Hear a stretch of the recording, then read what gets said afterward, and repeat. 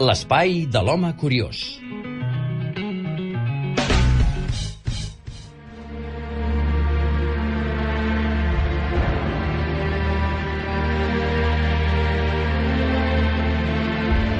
Un quart i 5 minuts d'11 del matí.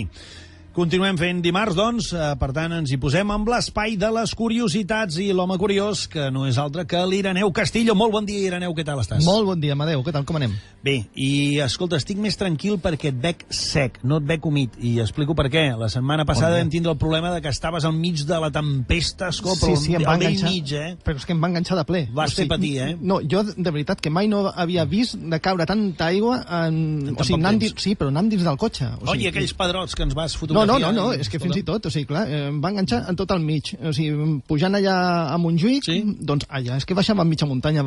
Quan vam arribar allà a la zona de la bàscula i tota la zona aquella, doncs allà havia arrossegat mitja muntanya. I dius, hòstima. Vas fer patir.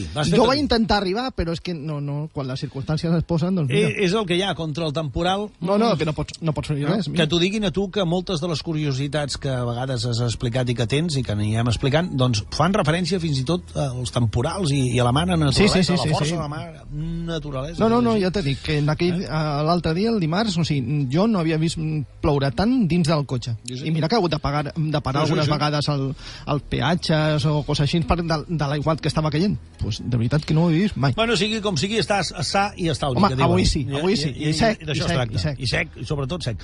Escoltem una cosa, ja ho sabeu, els que ens seguiu, els que ens coneixeu des de fa ja les 4 temporades doncs, de l'home curiós, de l'Ireneu Castillo. Ell és l'amo i senyor, l'autor del blog Memento Mori, un espai virtual on trobareu tots els seus articles i curiositats que ja han superat els 3 milions. Estem fregant els 4 milions ja de visites de xafarderes i xafarders que no se'n saben estar de llegir i rellegir les seves històries. Per tant, des d'aquí, molt recomanable, com sempre. Escolta'm una cosa, ens hi posem amb el que pertoca avui. El títol de la nova curiositat és el següent: la paràlisi del son, l'esgarrifosa experiència de l'entreson. Una temàtica que, encara que sembli el contrari, ens mantindrà molt i molt desperts, Ireneu. Home, sí, doncs és una situació molt rara. És que avui la cosa va de sons, i no tan sols a l'Ireneu, sinó també a l'espai de les animalades. Després explicarem el per què. No. Això dic, que ningú se'ns adormi, perquè parlem del son. No, és que justament no és com per adormir-se, de fet. Alguna cosa té a veure, però, bueno, ara ho veureu. Vinga, t'escoltem. A veure, doncs el que diem, el ritme de vida tan esbojarrat que es porta a l'actualitat doncs, a les grans ciutats, doncs, fa que quan arriba al final del dia, doncs, abans que arribi al cap al coixí, doncs ja estiguis dormint intensa i profundament. Sovint.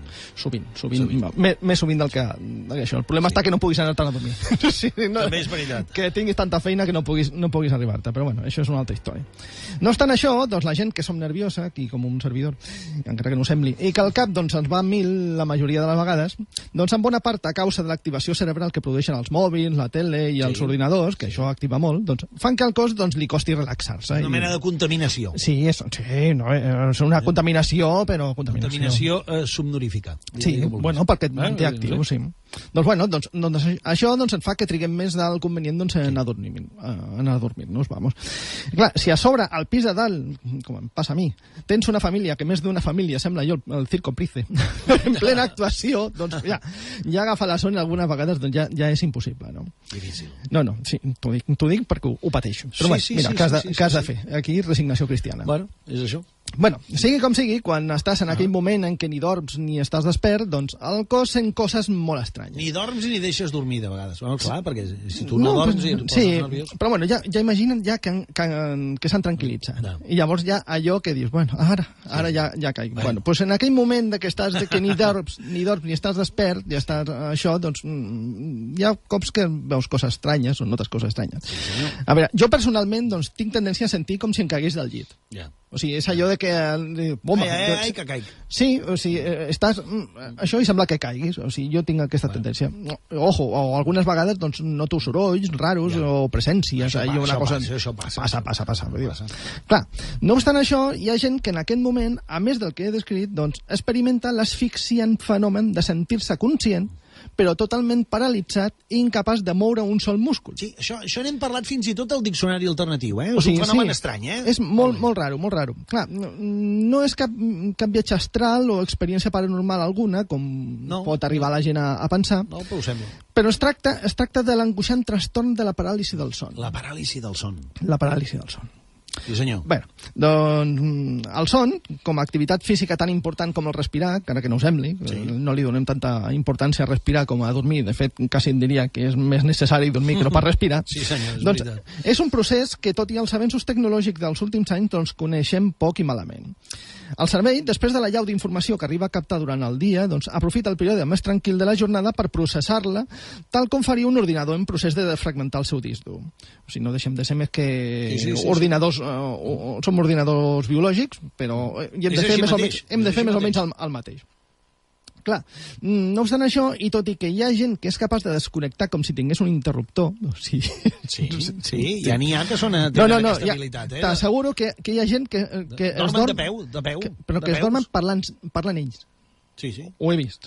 Escolta, i pràcticament dormir dempeus, no és broma. No, jo el màxim he estat a dormir dalt d'una cadira, però bueno. També. Però a mi, jo necessito més... O sopant. No, però ja el fet de veure que xerren ells, ja és flipant. També és veritat.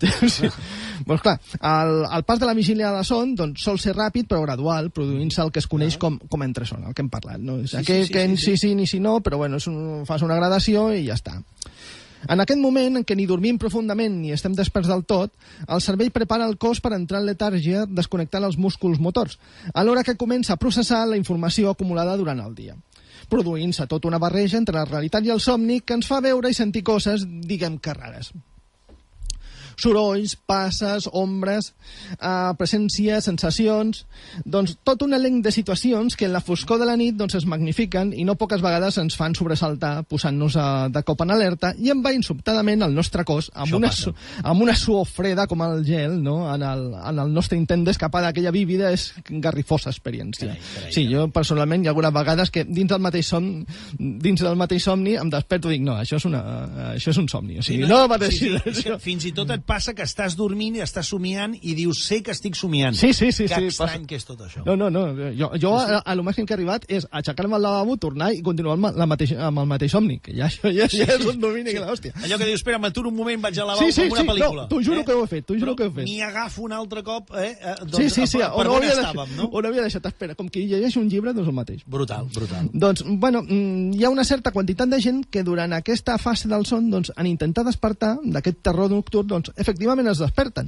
Són conscients del que els envolta, però es troben paralitzats i incapaços de fer el més mínim moviment, per més que ho intentin. O sigui, el problema és aquest. O sigui, que siguis conscient que tal, però no puguis ni moure ni un múscul. Sí. Perfecte. L'experiència frega el paroxisme quan, a més d'estar conscient i paralitzat, l'al·lucinació que ens ha fet despertar doncs, encara continua activa. O sigui, ja és imagina't. Doncs la desesperant angoixa, la impotència i la inquietant sensació d'estar vivint un episodi paranormal, sobretot si els episodis es repeteixen, doncs és senzillament horrorosa. O sigui, tu imagina que està venint allà, o que t'estan perseguint, o que t'imagines que et ve algú que t'ha de matar, et despertes, però no pots moure ni un múscul i a sobre continua somiant allò. És molt fumut, És molt fumut. És com estar atrapat, encadenat al somni. O sigui, és bestial. Doncs aquest trastorn que fins al 50% de la població ha patit en algun moment, clar, si bé només el 5% ho pateix amb una certa recurrència, i que de fet ha donat peu a infinitat de llegendes relacionades amb fantasmes i aparicions d'ultratomba, els síncobs aquests que deien els diables que intenten mantenir relacions amb humans, per exemple, doncs això és un fruit de tot això. Doncs de fet, tot això té un origen totalment desconegut. A veure, no en va, malgrat haver estat àmpliament estudiat, no se sap amb certesa què és el que el provoca, tot i que s'ha pogut demostrar que està relacionat amb períodes d'estrès, insomni, mala qualitat del son, així com amb cert component genètic que el relaciona amb la narcolèpsia, el sonambulisme i la incapacitat de fer que la serotonina desconnecti l'aparell locomotor del cervell per trobar-se aquest en un estat d'hiperactivitat anormal. O sigui, estem massa activats i no podem desconnectar de tal forma que això doncs, fa una mica de la guitza entremig. El que passa que no se sap exactament quin és el mecanisme, perquè, ja et dic, o sigui, la son, doncs, de fet, és una cosa molt desconeguda, a passar de que la coneixem tots. I que s'ha estudiat, ojo. Clar, tot i la por que pot passar a l'afectat en el moment de patir-la, la paràlisi, doncs la paràlisi del son no és perillosa, tenint en compte que no afecta els òrgans respiratoris, els quals poden seguir el seu funcionament normal tot i l'episodi, no?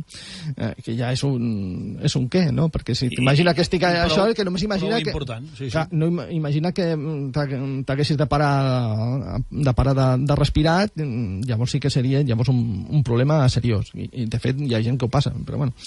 És per això que els metges especialistes en els problemes de la son recomanen, sobretot, evitar les situacions d'estrès continuades, portar una higiene del son correcta, no sigui dormir les 8 hores, sense interrupcions i sempre a la mateixa hora, sempre que els veïns et permetin, i en els casos més greus, doncs, la prescripció d'antidepressius, perquè els episodis d'aquesta estranya entreson, doncs, a mig completar i estranyament allargada, doncs, es vegin una mica mitigades. En conclusió, que si comença a veure coses estranyes mentre que s'està dormint i se sent paralitzat per la situació, no pensi que els ectoplasmes li estan fent una visita, com qui fa una visita als parents del poble. No s'ho pensi pas. Doncs respiri profund, relaxis i segueixi dormint si a poc que pugui. Perquè, clar, tan l'embolicat està la situació social, política, econòmica actual, doncs... sí, clar, les veritables malsons, les veritables presències, doncs, els veritables éssers de l'inframón, els trobarem vius com una rosa, res més que despertar-nos i posem les notícies. De vegades és més malson segons quins telenotícies. No, per això ho dic. Per això dic que aquests parreals sí que són perillosos. Molt bé, escolta'm, fantàstic, i et dic una cosa, molt interessant, ja et dic, una temàtica que també n'hem parlat al diccionari també, però esclar, des d'una altra perspectiva. És que la perspectiva és diferent. Però sigui com sigui, ho dèiem, avui, tot dedicat al son, pràcticament. Bueno, tot. Tant l'home curiós com els teus veïns de secció, que són, els veterinaris de CNR Veterinaris a l'Espai de les Animalades, que ens hi posem ara mateix.